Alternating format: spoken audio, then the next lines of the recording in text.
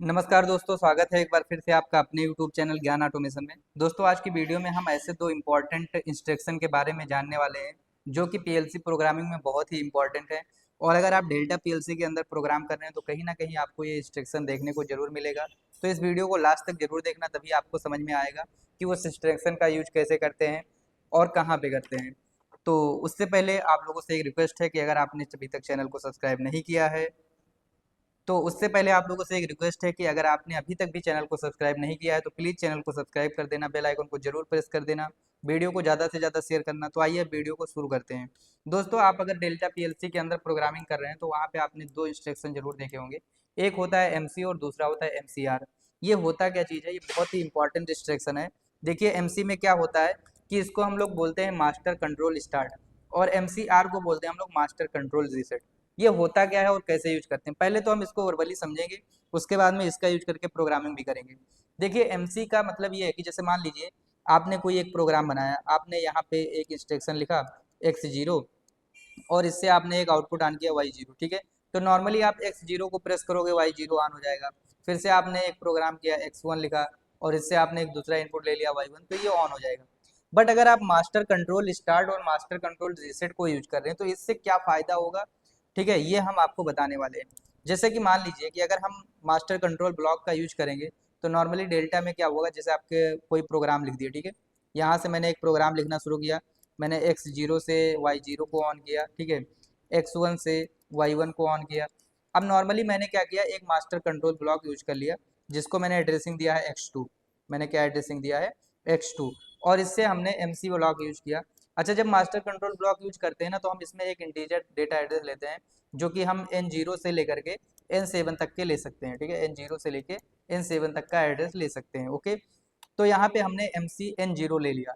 अब इसके बाद में हम क्या करेंगे, यहाँ पे जैसे कुछ प्रोग्राम लिख रहे हैं, जैसे हमने लिख दिया x2, ठीक है, सॉरी x2 वहाँ पे है, x3 लिख दिया, और यहाँ से मैंने y3 ले लिया, x4 लिख दिया, और यहाँ से y4 ले लिया मैंने। ओके, और उसके बाद में लास्ट में हम क्या करेंगे, अगर मैंने मास्टर कंट्रोल स्टार्ट ब्लॉक लगाया है तो लास्ट में हमें रीसेट करना पड़ेगा।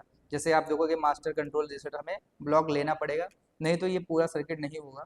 तो यहाँ पे हम क्या करेंगे, लास्ट में एम सी आर n0, ठीक है, यहाँ पे एम सी n0 लिया था तो यहाँ पे एम सी आर n0 हो गया।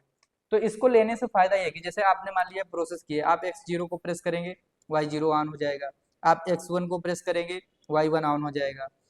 अब क्या है कि अगर आपने x2 को प्रेस करके अगर मास्टर कंट्रोल ब्लॉक को ऑन करके रखा है तो ही इसके अंदर का जो लॉजिक है ना ये काम करेगा। अगर आपने इसको बंद करके रखा है तो इसके अंदर का लॉजिक काम नहीं करेगा। ये बात आप ध्यान रखिएगा, ठीक है। तो कभी भी मान लीजिए कोई भी प्रोग्राम है उसको बाईपास करवाना है कि इसके बीच का जो लॉजिक है हमारा नहीं काम करना चाहिए, उसके बाद जो आगे का लॉजिक है वो काम करना चाहिए फिर। तो इस तरीके से हम मास्टर कंट्रोल और मास्टर कंट्रोल रीसेट का यूज कर सकते हैं, ठीक है। तो उसके लिए फिर हम क्या करेंगे कि यहाँ पर अगर देखा जाए पीएलसी प्रोग्राम के अंदर अगर इसको यूज करना है तो नॉर्मली अगर आप देखोगे एल डी एक्स जीरो हमने ले लिया और इससे हमने आउटपुट y0 ले लिया, ठीक है। तो इस तरीके से हम क्या कर पाएंगे, इसको ऑन ऑफ कर पाएंगे, इसको हम ऑन ऑफ कर पाएंगे। यहाँ से मैं आपको ऑन ऑफ करके दिखा भी देता हूँ कि x0 को मैंने प्रेस किया तो ये ऑन हो गया, इसको प्रेस किया तो ऑफ हो गया। ओके, बट अगर हम इसमें पहले x0 से एक ब्लॉक ले लेता हूँ, ठीक है, एल डी y0, सॉरी, यहाँ पे आउटपुट y0 ले लिया।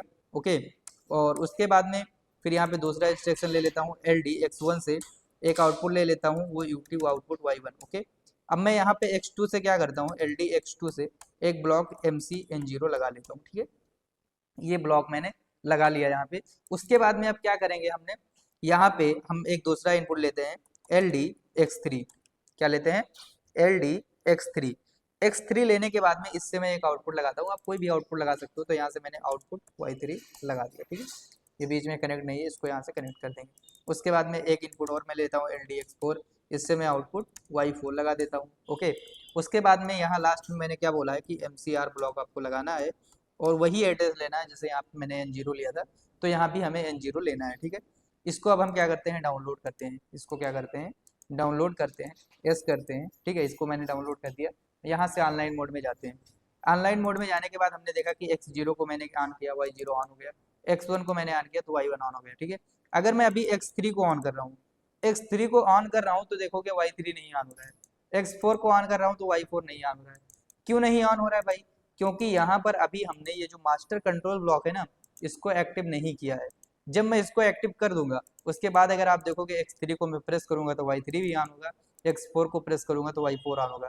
मान लीजिए अभी कंडीशन चल रहा है और कोई आ करके इस मास्टर कंट्रोल ब्लॉक को ऑफ कर देता है, तो ऑफ करने पे तुरंत क्या होगा कि ये दोनों आउटपुट बंद हो जाएंगे। ये बात हमेशा आप ध्यान रखिएगा, ओके।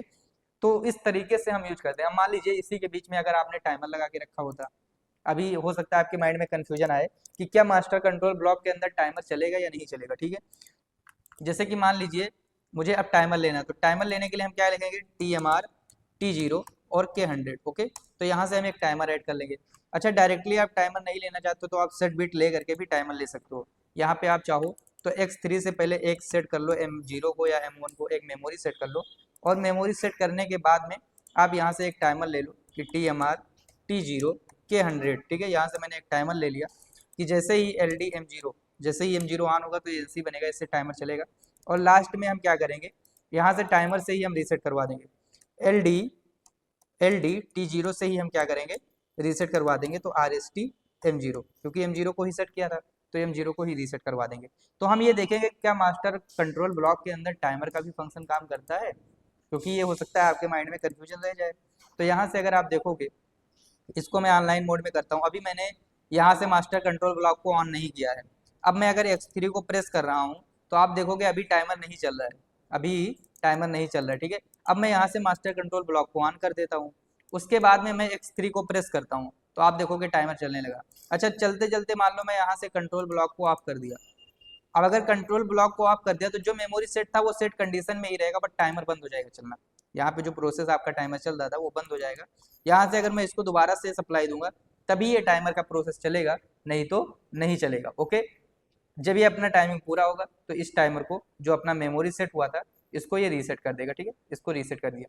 तो कहने का तात्पर्य ये है कि जो MC और MCR ब्लॉक हम लोग यूज करते हैं वो किस लिए यूज करते हैं कि अगर मान लीजिए कोई प्रोग्राम का एक ऐसा सेक्शन है जिसको आपको ऑपरेट करना है, कभी कभी नहीं ऑपरेट करना है, या कोई भी मशीन को मान लीजिए आपको चलाना है, तो उसका मान लीजिए दो सेक्शन है, एक सेक्शन चलाना है, एक बंद करके रखना है, तो आप इस ब्लॉक को यूज कर सकते हो, एक PLC के अंदर प्रोग्राम कर सकते हो। उसमें आपको एक इसको MC और MCR को यूज करके आप एक अलग ब्लॉक रख सकते हो, एक अलग सेक्शन प्रोग्राम बना सकते हो, जो कि आप चाहो तो ऑपरेट करो, आप चाहो तो नहीं ऑपरेट करो। तो मुझे उम्मीद है कि इस वीडियो में आपका ये जो दोनों ब्लॉक है MC और MCR, ये दोनों ब्लॉक समझ में आया होगा, और ये बहुत ही इंपॉर्टेंट ब्लॉक है। तो आप लोग अगर नहीं समझ में आए तो इस वीडियो को एक बार दोबारा से जरूर देखिएगा और इस ब्लॉक के बारे में जरूर से अपना कॉन्सेप्ट क्लियर करिएगा। मिलते हैं आपको नेक्स्ट वीडियो में। आज के लिए इतना ही। जय हिंद, जय भारत।